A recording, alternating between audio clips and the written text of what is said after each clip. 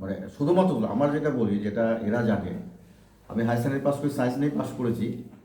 আমি টেস্টের পরে মাত্র 16 দিন প্রাইভেট পড়েছিলাম, বাকিটা পুরোটা কিন্তু একদম নিজের ক্লাস থেকে শেষ পর্যন্ত, মানে একদম হায়ার সেকেন্ডারি ফাইনাল দেওয়া পর্যন্ত উইদাউট প্রাইভেট টিউশন আমরা কিন্তু মোটামুটি একটা রেজাল্ট করেছিলাম। স্কুলের উপর ডিপেন্ডেন্ট ছিল, তাই না? স্কুলের ওপর ডিপেন্ডেন্ট, স্যাররা যারা ছিলেন। এবং মজাটা কেমন ছিল, শুধু যে মানে পড়াশোনা করছি স্কুলে এই ব্যাপারটা নয়, তার বাইরে চলাফেরা রাস্তাঘাটে স্যাররাই হচ্ছে আমাদের এখনো পর্যন্ত আমাদের পুরনো স্যারের মধ্যে গণেশবাবু আছেন, ভয়বাবু আছেন। আমরা কিন্তু এখনো স্যারদের দেখলে সাইকেল থেকে নামি, মানে এই ব্যাপারটা এখনো আমাদের মধ্যেও রয়েছে কিন্তু। বা হ্যাঁ, এটা হ্যাঁ। এবং স্যাররা আমাদের কেমন ভালোবাসতেন আমার মনে আছে। আমি চাকরি সূত্রে একটা পোস্টাল ডিপার্টমেন্টে আমি ছিলাম। তা আমি কোনো একটা ব্যাপারে উনি পোস্ট অফিসে গিয়ে শুনেছেন যে আমি একটা আমাদের ডিপার্টমেন্টাল এক্সাম ছিল, আমি প্রমোশন পেয়েছি, মানে উচ্চতর পদে গেছি। তো স্যার গণেশবাবু সেই খবরটা নিয়ে এসে উনি স্কুল থেকে ফিরে বাড়ি নিয়ে গিয়ে আমার বাড়িতে এসে খবরটা দিতে এসছেন। তখন তো ফোন মোবাইল ছিল না, আমি বাড়ি এসে দেখছি বাড়ির লোক জানে কে না, বলছে মানে গণেশবাবু বাড়িতে খবরটা দিয়ে গেছেন। মানে ব্যাপারটা এরকম, মানে আসলে কি আমার সাফল্যটাকে ওনার সাফল্য, মানে এই যে ব্যাপারটা যে কোনো স্যার, সব স্যারই মানে একদম মানে খুব কাছের মনে করতেন আমাদের। তোমার সঙ্গে স্যার কে গেছিলেন মোটামুটি, তোমার কাকে মনে পড়ে? আমাদের তো লম্বা লিস্ট, গণেশবাবু, কনকেন্দ্রবাবু, রবিবাবু, হরেনবাবু, সমরবাবু, মণিবাবু, জগদীশবাবু, সুভাষবাবু, আরও তো অনেক মাস্টারমশাই আছেন, তুলসীবাবু, ভবেশবাবু, তারপরে করুণাবাবু, ননীবাবু আমাদের মানে, হ্যাঁ, সুপ্রিয়বাবু, উনি অঙ্কের স্যার ছিলেন, দারুণ। তার মধ্যে অনেক স্যারই, এখন বেশিরভাগ স্যারই তো প্রয়াত হয়েছেন, এমনি লোকালি কয়েকজন আছেন। এছাড়া মানে মোটের উপর স্যাররা আমাদেরকে মানে এমন ভালোবাসতেন। আমাদের জগন্নাথবাবু ছিলেন। আর একটা কি, স্কুলে যেগুলো শিখেছি এই দেবটা উচ্চ বিদ্যালয়ে, সত্যি কথা আমি যে চাকরি করতাম যে ডিপার্টমেন্টে, আমার স্কুলের যে বেসিক এডুকেশন, যে স্কুল থেকে যে আমি পাস করেছিলাম হায়ার সেকেন্ডারিতে, তো সেইটাই কিন্তু আমার মূলধন। মানে অ্যাকচুয়ালি আপনাদের বলতে অসুবিধা নেই, কারণ এটা আপনাদের স্কুল, আমাদের স্কুল, সবারই স্কুল আর কি। রাজশ্রীকে দেখতে পাচ্ছি না, রাজশ্রী আমাদের একটু আবেগের কথা বলে ফেলছি। আমার চাকরি, প্রথম যে আমি যে চাকরি পেয়েছি, সেটাও কিন্তু অ্যাকচুয়ালি এই স্কুল থেকে যে নাম্বারটা পেয়েছিলাম, মানে সেই নম্বরের ভিত্তিতে, সেই নম্বরের গ্র্যাজুয়েশনের বোনাস নাম্বার দিয়ে আমার চাকরি। পরবর্তীকালে তার থেকে আমি অনেক উন্নতি করেছিলাম চাকরি জীবনে, এরা সব জানে। কিন্তু আমার এই যে বেসিক যে এডুকেশন এবং স্যারদের কাছে যে আমি শিক্ষা পেয়েছি, আমার চাকরি জীবনেও যারা আমার সহকর্মী ছিল, বিভিন্ন মিটিং, বিভিন্ন সময়ে আমি কিন্তু অ্যাপ্লাই করেছি। যে ডিসিপ্লিন আমি শিখেছি, সেই ডিসিপ্লিন আমি মেনটেন করেছি। পাঞ্চুয়ালিটি বলুন, যে কোনো মানে আমি কিন্তু গল্প করেছি। স্যারেদের ক্লাসে দেওয়া যে উদাহরণ, আমি কিন্তু চাকরি জীবনেও আমার, যদিও আমার শিক্ষামূলক মানে এই যে আমাদের যেটা এই ধরনের প্রতিষ্ঠান আমার ছিল না, আমার একজন সেন্ট্রাল গভর্নমেন্ট অর্গানাইজেশন, কিন্তু সেখানেও আমি বিভিন্ন মিটিংয়ে, বিভিন্ন ট্রেনিং প্রোগ্রামে কিন্তু আমি স্যারেদের দেওয়া যে শিক্ষা, কোনো ক্লাসে যে শিক্ষা দিয়েছেন এরকম। শুধু তাই নয়, রাজশ্রী পরে শুনেছে কিনা যায় না, ওদের বাড়িতে দিদিদেরকেও, ওদের দিদিদেরকে আমি পড়াতাম, রুচেরার বলে ওরা আমার ছাত্রী ছিল আর কি। তা আমি যাদের ছাত্রছাত্রীদের পড়াতাম, তাদেরকেও পড়ানোর সময় ক্লাসে যা শিখেছি না, সেইগুলো কিন্তু পড়াতাম। স্যার কেমিস্ট্রি পড়েছেন, রবিবাবু কোনটা আমার মনে আছে সেইটাই উদাহরণটা আমরা তখন কিন্তু দিয়েছি। সেই জন্যে যে কোনো বাংলা স্যার কোনদিন বাংলা পড়াতেন, নিজ ক্লাসে উপমান উপমেয় কর্মধারায় সমাস যে উনি ওরা পড়াতেন, কাপড়খানা বকে পাখার মতো সুন্দর, মনে রাখবে কাপড়খানা উপমা, এই যে ব্যাপারটা, এটা উনি যেটা শিখিয়েছিলেন কীভাবে মনে রাখতে হয় আমরা বলতাম। ননীবাবু যে গল্প ছিল, উনি নিজ ক্লাসে আমাদের বাংলা পড়াতেন। হঠাৎ ক্লাসে এসে বললেন যে সকালবেলায় জয়ন্তর সাথে দেখা, কোথায় না কৃষ্ণরায় মন্দিরের পাশে, উনি এখানে একটা আশ্রমের শিষ্য ছিলেন। সত্যি তাই, সকালবেলাতে দেখা জয়ন্তের সাথে, আমার সাথে দেখাই হয়নি, এবং স্যার আমার সাথে দেখা হয়েছে, তার মানে আমার সাথে দেখাই হয়নি। আজকেই বলছি যে দেখা সকালবেলাতে জয়ন্ত দেখছি সাইকেলটা হাঁটিয়ে নিয়ে আসছে, জয়ন্ত সাইকেল হাঁটিয়ে কেন? আমার সাইকেল হাঁটানো মন্দিরপাড়া আশ্রমের সামনে কিছুই মিলছে না। এবং আজ সকালে দিয়ে আমার যত সাইকেল হাঁটিয়ে আসছে কেন স্যার, ভল টিউব খারাপ, মানে আমি বলছি আর কি, সাইকেলের ভল টিউবটা খারাপ, হ্যাঁ, এই বলে উনি শুরু করলেন। পরে বলে এটাই হচ্ছে ছোটোর দাবি। উনি পড়াবেন আসে, আমাদের একটা পাঠ্য ছিল ছোটোর দাবি বলে একটা কবিতা ছিল, মানে ছোটো জিনিস ছোটো যে হয় অনেক সময় বড় দাবিয়ে চলে, এরকম একটা কবিতা ছিল।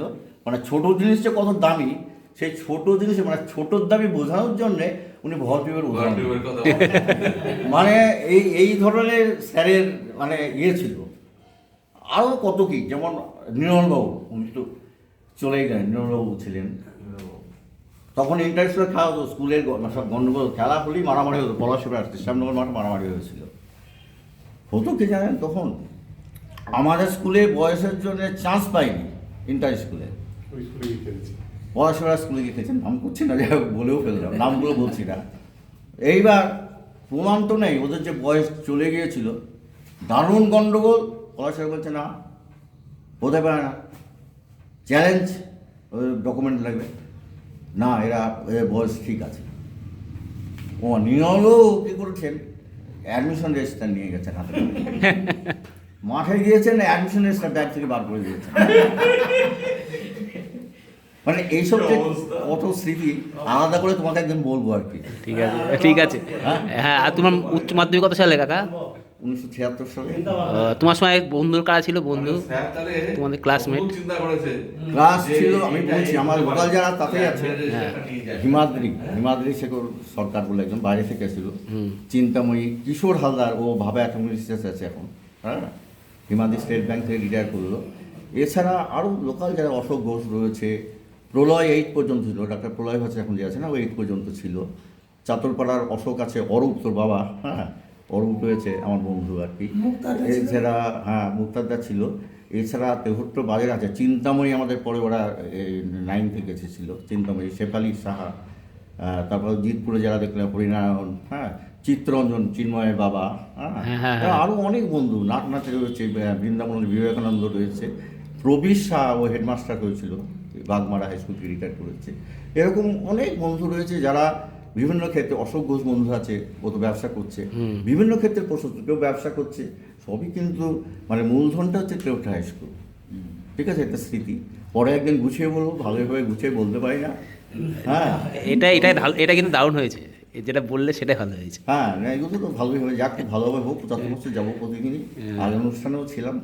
ঠিক আছে, হ্যাঁ, সত্যি কথা কি হচ্ছে জানেন, আবেগ চলে আসছে স্কুল মানে একটা ব্যাপার আর কি। স্কুল যা ছিল আমাদের সে সময়ে, এই মনে পড়ছে স্যারের কথা মনে পড়ছে, মানে রাজস্বীকে যে দেখছি না, মাথার মধ্যে রবিবাবু পড়ছে, স্যারেরগুলোর সেই স্যারদের সব মানে চেহারা মনে পড়ে যাচ্ছে। অনিলবাবু নৌকা ডুবি হয়েছিল, আগে আমার একটা বন্ধু বলেছে, হ্যাঁ হ্যাঁ, নৌকা ডুবি, শুনলাম তো অনিলবাবুর একটা বিরাট ক্ষতি হয়ে গেছে নৌকা ডুবিতে, যা পরে শোনা গেল একবার দারুণ লম্বা চেহারা, উনি আসলেন জামা কাপড় ভিজে, দেখা যাচ্ছে উনি বেঁচে গেছে, উনি বরং অনেক মানুষজনকে বাঁচিয়ে এসে আগে ঘটনা বলে, উনি আগে উঠে পড়তে পারতেন, কিন্তু অনেককে বাঁচাতে গিয়ে উনি বিপদে পড়ে গিয়েছিলেন, কিন্তু উনি সেটা করে এসেছিলেন নৌকা ডুবি। 71 না 72 সালে বললো এটা, বন্যা হয়েছিল।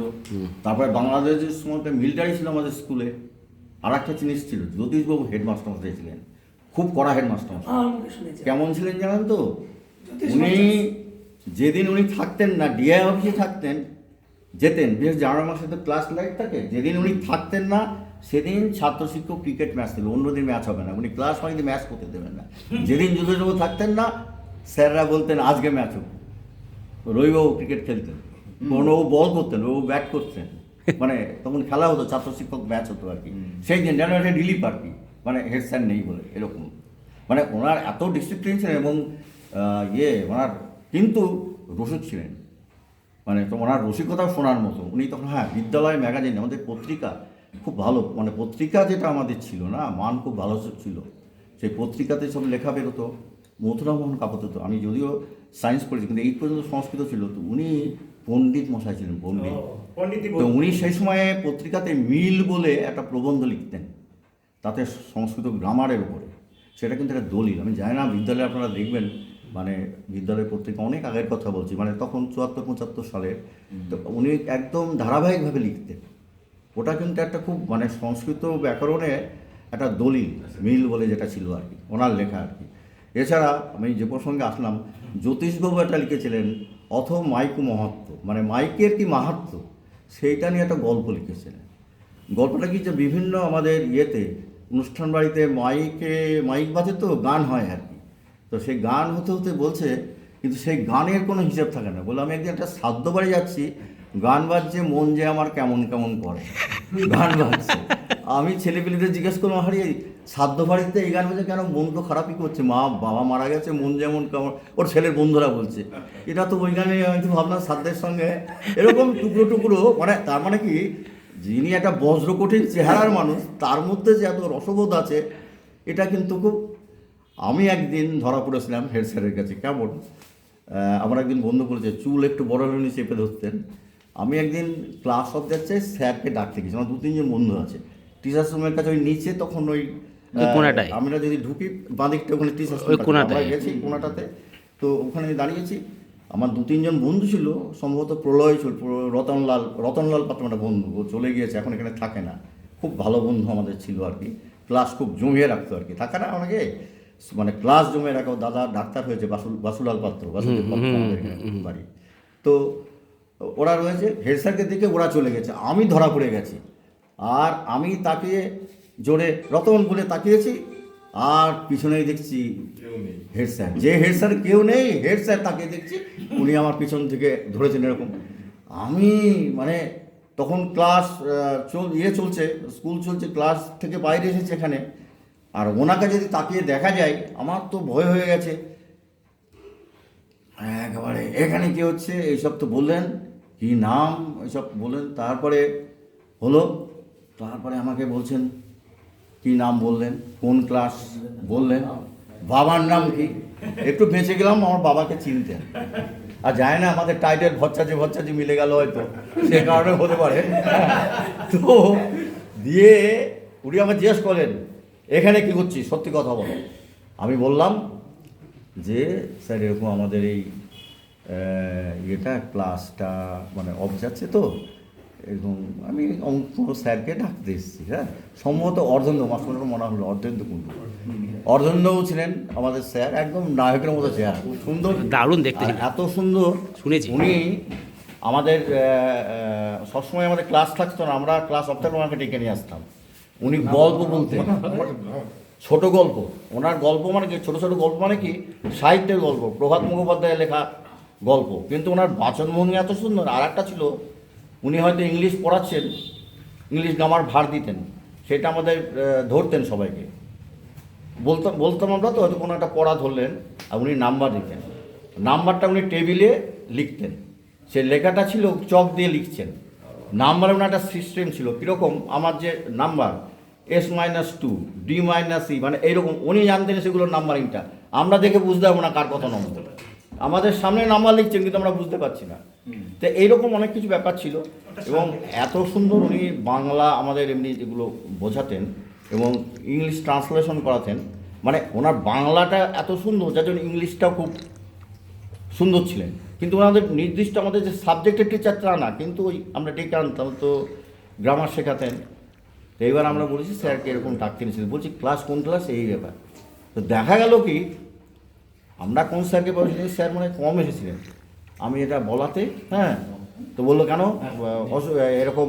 উনি আবার জিজ্ঞেস করলেন ক্লাস অসুবিধা কি, ক্লাস কি তেউটো স্কুলে ইয়ে হয়, আমি ওটা বলে ফেলেও ভারী বিপদ, তেউটো স্কুলে ইয়ে হয়, ক্লাস অফ হয় নাকি, তাহলে তো আমার নলেজে নেই। আমি বলছি না স্যার ওই রকম নয়, মানে স্যার আসার কথা ছিল, হয়তো কেউ আসেনি, কেউ হয়তো আসবেন, কেউ একজন যাবেন। আমি মনের উপর বোটের উপর আমার যেটা মনে এসেছে আমি বলে দিয়েছি সময় থেকে। তখন আমি বললাম ঠিক আছে তুমি যাও। গেলাম, দেখছিস অর্ধেন্দুবাবুকেই স্যার পাঠিয়েছেন। আমি বলছি তো, মানে আমাকে জিজ্ঞেস করেছেন, আমি বলে ফেলেছি আবার অর্ধেন্দুবাবুর কথা দিয়ে উনি একদম, মানে আমরা তখন তো সরল ছিলাম, অত তো আমি অর্ধেন্দুবাবুর কথায় নাম করেছি। অর্জুন আমাকে এসে বলছে এই কে গেছিলি ভচ্চাস, তুই গিয়েছিলি না? বলে হ্যাঁ। তুই আমার নাম করে এসছিস? না স্যার আমাকে হঠাৎ হলেও কাক কোন টিচারকে এরকম বলে ফেলেছে, আমি আপনার নাম করে দিয়েছি এমনিতে। ছেলেপিলে সবাই বললো স্যার আপনি সেই আগের দিনের গল্পটা করেছিলেন, সেই গল্পটা পুরোপুরি তো হয়নি, সেই গল্পটা শোনা দিয়ে নি, এসব হলো টুলো। তুই জানিস আমাকে বলছে অর্ধেন্দু তোমাকে ছেলেপিলে খুব ভালোবাসে, বলে তুমিই যাও। আমি আগের দিন গিয়েছি, আমি ভাবছি অন্য একজন কেউ যাবে, আর আমাকে বললো ভালোবাসে, বললে আমি এর আগেও গিয়েছি, তাহলে আমাকে আবার যেতে হলো। যাই হোক, তো স্যার ছিলেন, এইরকম স্কুলে একটা পরিবেশ ছিল। তো আর একটা কি আমরা যখন প্রথম গেলাম 68-69 প্রথম ডিস্ট্রিক্ট চ্যাম্পিয়ন হলো আমাদের স্কুল আর কি, বৃন্দাবন কর্মকার মদন ফুটবল টিম, দুর্ধর্ষ টিম। স্যারেদের কি আনন্দ, একটা স্কুল আমাদের, তাছাড়া একটা মফস্বলের স্কুল, একটা ডিস্ট্রিক্ট চ্যাম্পিয়নের একটা বিরাট খবর। কত সালে ছিল? 68-69 না? 68-69 এরকম টাইমে। আমি 69-এ তারপর পরই শুনলাম খবরটা। এখন অসিত মণ্ডল বেঁচে আছেন, প্রতাপ বিশ্বাস, জিতপুরের সন্তোষদা বেঁচে আছেন, বৃন্দাবন খুব সম্প্রতি মারা গেলেন। তো দারুণ খেলতো মফস্বলের ফুটবল টিম, বৃন্দাবন কর্মকার। আগের বছর মারা গেলেন তো। নাহলে এখানে দেখতেন উনি বেরিয়েই বলতেন আপনাদের সঙ্গে, খুব উৎসাহী লোক ছিলেন। ম্যানেজিং কমিটির মেম্বারও একবার হয়েছিলেন এবং মনে আছে ম্যানেজিং কমিটির ভোটে সর্বাধিক ভোট করেছিলেন, অ্যাপার্ট ফ্রম পলিটিক্যাল পার্টি। শিবির হয় না, 2 শিবিরে ভোট হয়, উনি কিন্তু হায়েস্ট ভোট পেয়েছিলেন।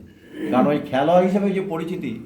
আর একটা স্যারেদের তখন আমি দেখতাম, শুধুমাত্র ক্লাসের ফার্স্ট বয় সেকেন্ড বয় এদের সাথেই পরিচিতি তা নয়, সাধারণ ছাত্রদের সঙ্গে এবং তাদের সাথে দেখা হলেও এবং প্রতিজনের নাম মনে রাখা, এই যে ব্যাপার কিন্তু তখনও ছিল। যাক, আমি আর বলবো না, আপনাদেরও বেরোতে হবে।